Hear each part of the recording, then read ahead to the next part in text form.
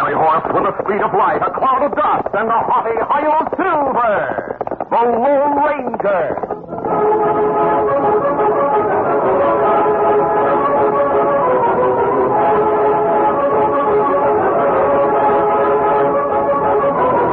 With his faithful Indian companion Tonto, the daring and resourceful masked rider of the plains led the fight for law and order in the early western United States.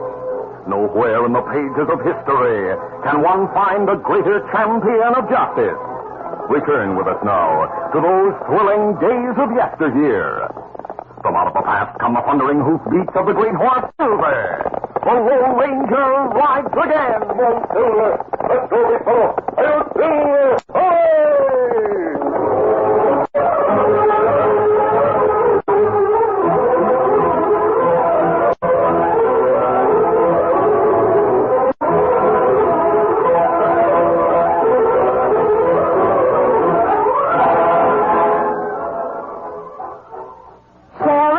Is a boy of 10. He busts right in the robber's den and gets his man because he knows he's got go power from Cheerios. Yes, he's got go power. There he goes. He's feeling his Cheerios, Cheerios, Cheerios. That's Cheerios, all right. The nourishing oat cereal that's shaped like little letter O's. The ready-to-eat cereal with a wonderful toasted oat flavor. What's more, every delicious spoonful of Cheerios and milk is real muscle-building food. That's right. Each spoonful contains vitamins, minerals, and proteins your body needs. And these good things in a Cheerios breakfast do good things for your body. Help you have healthy nerves, good red blood, strong bones, and muscles. Yes, Cheerios is made to give you real go power. So try Cheerios, the famous oat cereal that needs no cooking. And soon you'll hear people say, he's feeling his Cheerios.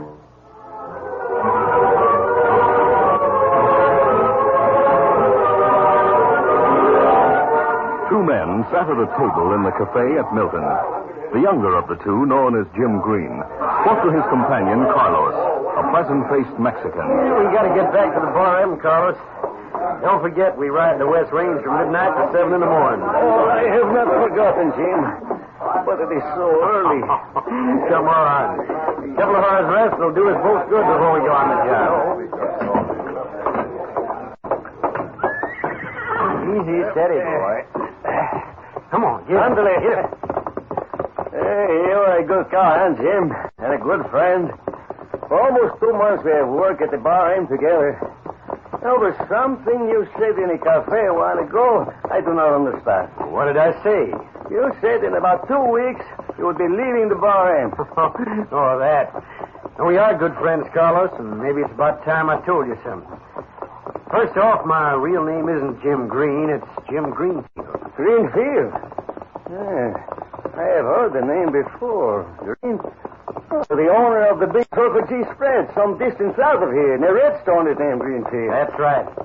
You see, Silas Greenfield is my dad. He is your father? Well, why then are you working at the bar aim as a cowhand? Well, since you and I are such good friends, Carlos, I'll tell you about that. A little more than 2 months ago, I got in sort of a fracas at the cafe in Redstone. I reckon up to then I was sort of, well, the kind that was always getting into one scrape or another. Yeah, perhaps, but you have changed much. No, thanks to you, Carlos. Anyway, to get back to my story. When I got to the ranch house that night, Dad was waiting for me, and he was plenty riled. By thunder, Jim, it's about time you got home. I'm waiting to talk to you. Sit down. All right, Dad. I reckon you heard about the little trouble I had in town, huh? I heard about it all right.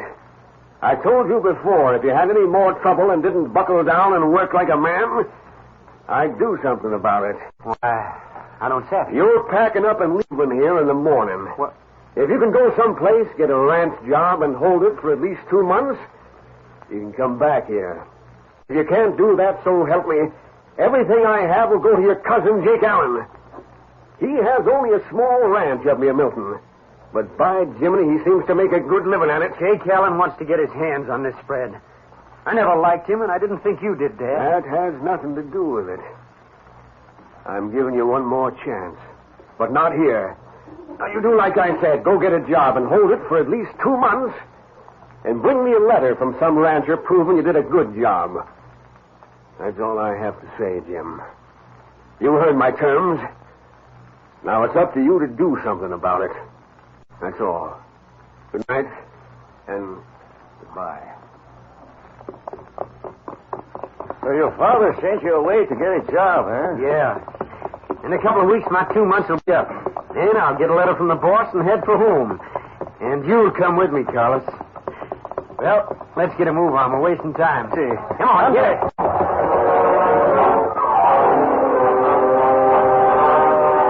The following morning, Jim's cousin, Jake Allen, was eating breakfast with his right-hand man, Bushy.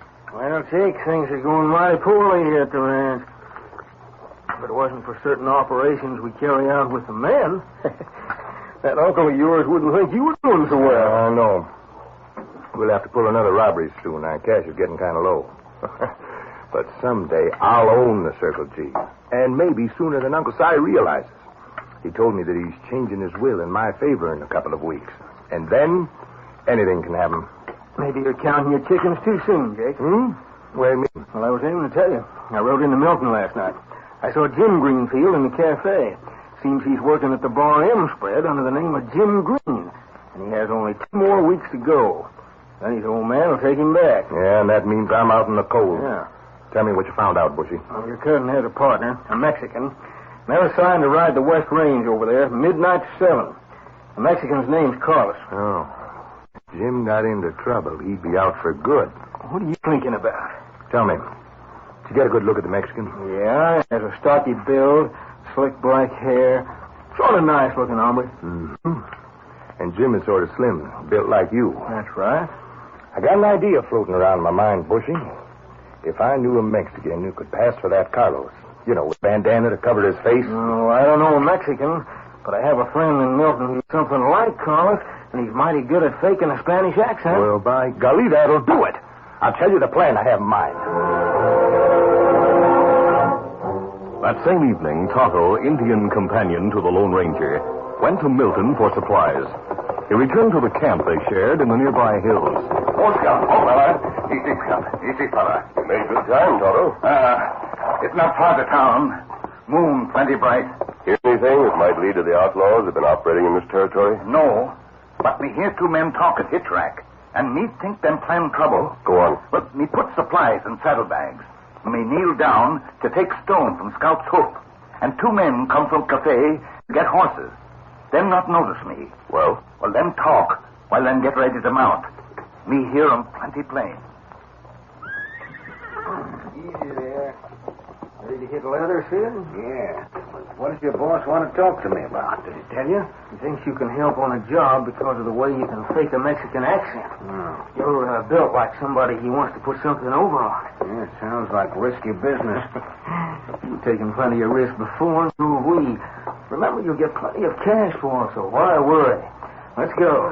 Easy. What? Get on. Come on.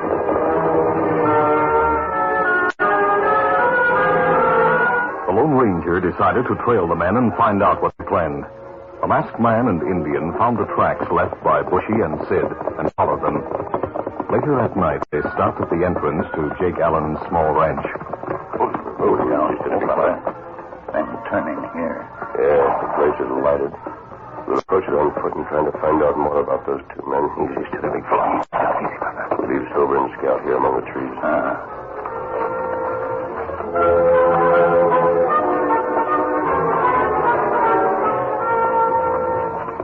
A few minutes later, the masked man and the Indian stopped on the edge of the clearing near the house.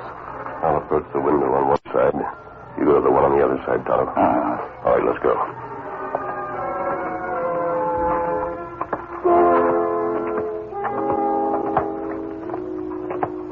The 2 men separated, moving cautiously toward each side of the ranch house. The Lone Ranger reached the window, then carefully looked inside. At that moment... Reach, mister. I got a gun at your back. Reach and be quiet. All right. I was coming from the barn and I saw you sneak to this window. I saw your partner, too.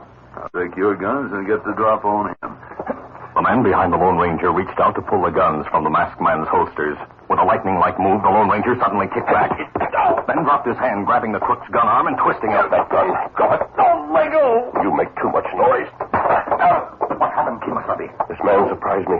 Pick up his gun. We'll have to leave quickly. Men come from bunkhouse. Yes, bright moonlight. Run for the horses. Let's go to corral. Get horses. Hurry. Easy, steady, easy, fella. Run, stop.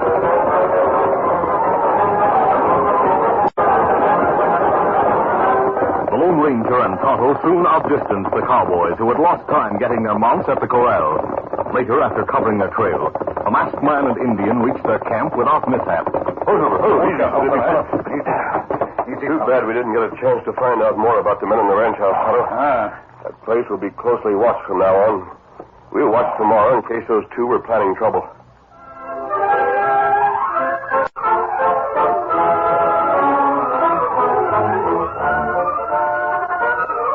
Curtain falls on the first act of our Lone Ranger adventure. Before the next exciting scenes, please permit us to pause for just a few moments.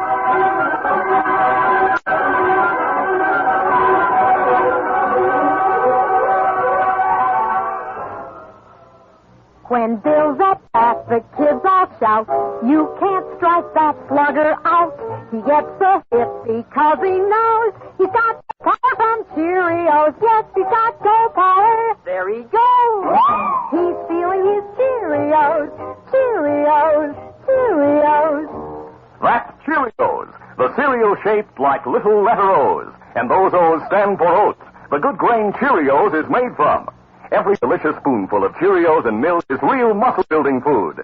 Each spoonful contains vitamins, minerals, and proteins your body needs. Yes, those good things in a Cheerios breakfast do good things for your body. Help you have healthy nerves, good red blood, strong bones and muscles. You can see that Cheerios is made to give you real go power. So make sure you have a Cheerios breakfast every day. Then you'll hear people say, He's feeling his Cheerios.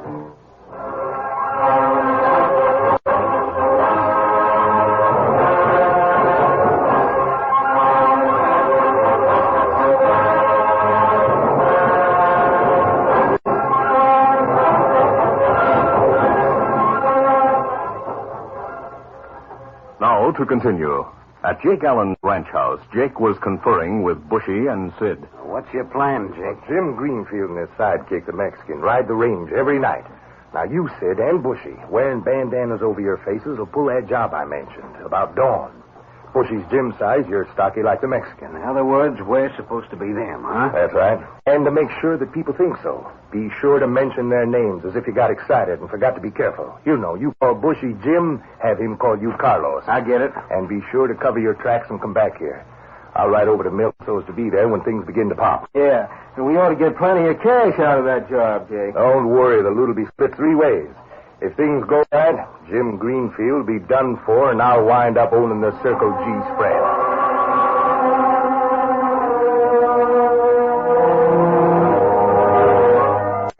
The following morning, Bushy and Sid waited behind some large boulders a few miles from Milton. I hear the stage coming now. Get your bandana over your face so we won't be recognized. Right. Don't forget to call me Jim, and I'll mention the name Carlos.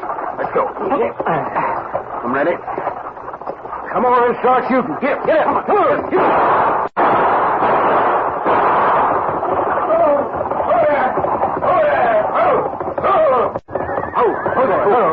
Hey, looks like the guard took a bullet. Yeah, too bad. Throw down the cash box, mister. Sure. Hold your fire, mister. You already killed the guy. Carlos, keep him covered while I keep an eye on passengers. Of course, Jim. Do not worry. I shall watch your driver close. The elderly couple inside the coach aren't going to interfere. They don't carry any valuables. No use wasting any time with them, then. Hurry with that cash box. Here it comes. Good. Now get that stage out of here and be quick about it. Sure. Get up there. Come on. Get him. Come on, Sid. We'll bust the lock off that box with forks, grab the contents, and then beat it for Jake's place. Later, the stage arrived in Milton and caused great excitement. The sheriff, noticing the curious crowd at the stage stop, hurriedly left his office and pushed his way through the onlookers. Hey, what's the matter here? Let me Me too. The stage was held up, Sheriff. Two masked owl hoots came out of hiding, throwing lead. The guard stopped the bullet before he knew what was happening. He took the cash box. I'll have a look at the guard. Somebody get the doctor and hurry. Too late for a dark, Sheriff. He's dead. What happened here? Oh, howdy, Mr. Allen. A couple of masked outlaws held up the stage a while ago and killed the guard. By golly, that's murder. Get a good look at the killer's driver? Yeah. How about that, driver? Well, one was slim. The other stocky and spoke like a Mexican. They were riding a bronc and a pinto. The holdup happened at Big Boulder's Hollow, a few miles west of town. The two old people who were passengers were inside the stage station. They'll agree with what I told you about the crooks. I'll question them. Was there anything else that might help to recognize them, driver? Well, come think of it, one of them mentioned the name Jim. The other mentioned Carlos. Jim was a slim fella. Carlos a Mexican. Slim fella named Jim. Stocky Mexican called Carlos. I don't recall. Wait a minute. What? There are a couple of cowhands at the Bar Am. Slim Green and his partner Carlos Lopez. And come to think of it, they ride a bronc and a pinto. I'll take a posse and go get them right now.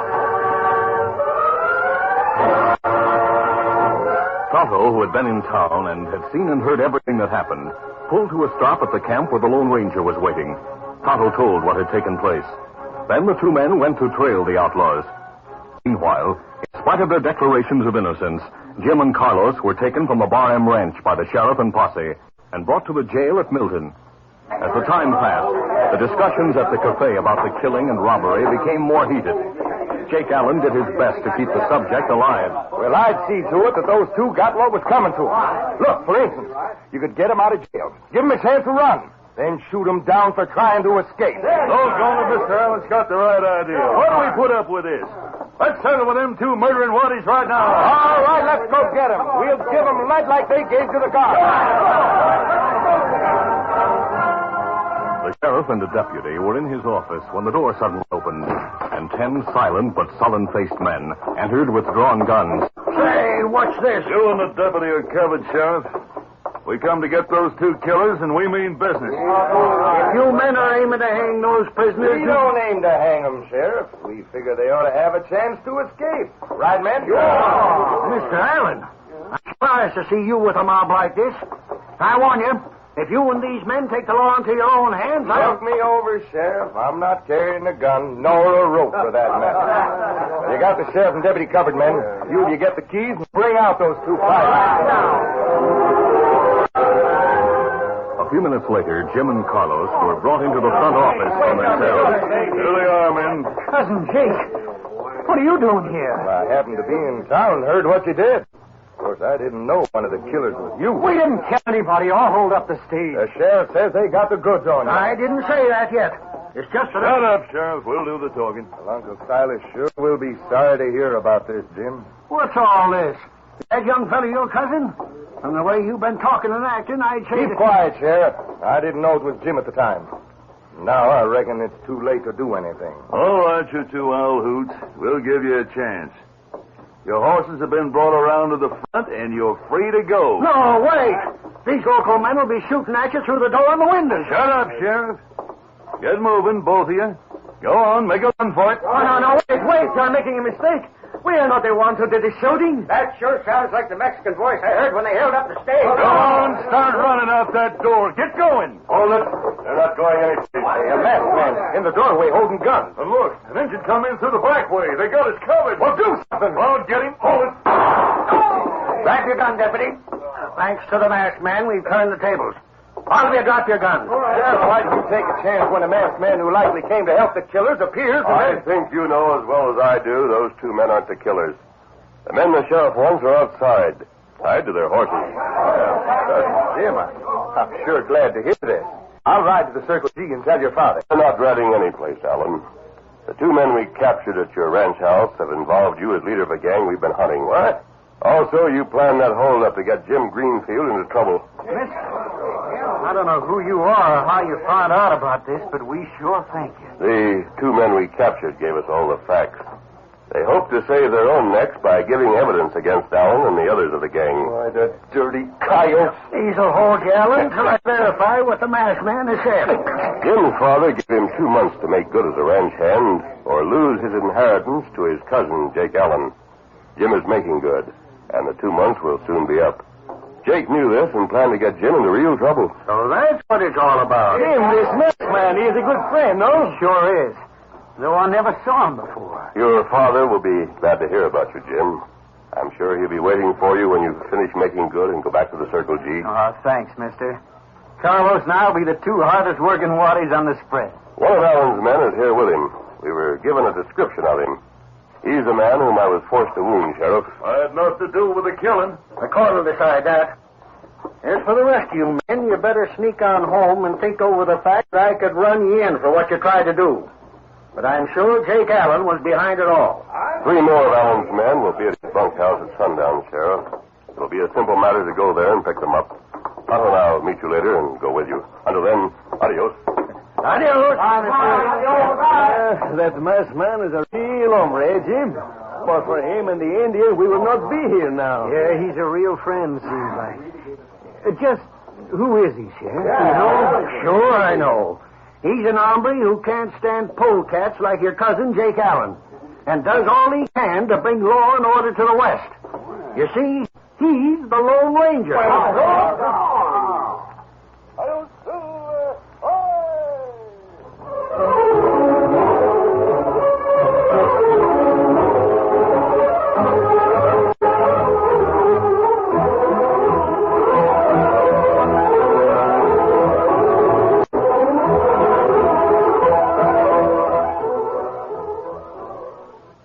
Champions are made, not born. Yes, sir. Get on your way. Get on your way. Get on your way with Wheaties. Champions are made, not born. There's an adage that's ever so true. For instance, Simon Sammy Sneed, a golfer as good as they come. Young Sam learned golf the only way. He practiced hours every day, chipping them short, driving them long. And soon he learned what keeps champs strong. Wheaties with milk, you can't go wrong. Today, Sam rates the gallery's cheers. A Wheaties eater 17 years. Right. Sammy Sneed is a Wheaties eater from way back. Plenty of nourishment in Wheaties. There's a whole kernel of wheat in every Wheaties flake. Okay, Sammy, drive that ball. Hey! He's on his way, on his way, he's on his way, on his way. Get on your way with Wheaties. 'Cause champions are made, not born. Yes, sir. Get on your way. Get on your way. Get on your way with Wheaties. Breakfast of champions.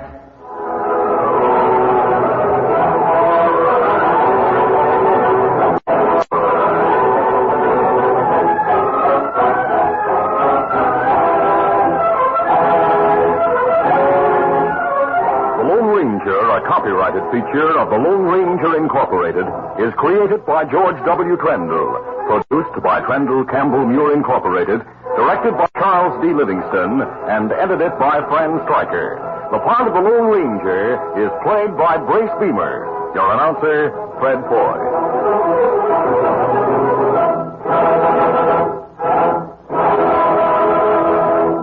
The Lone Ranger is brought to you by General Mills every Monday, Wednesday, and Friday at this same time. Be sure to listen. This recorded program has come to you from Detroit. This is ABC Radio Network. You've been listening to the OTR Gold Network. Find more classic radio at otrgold.com.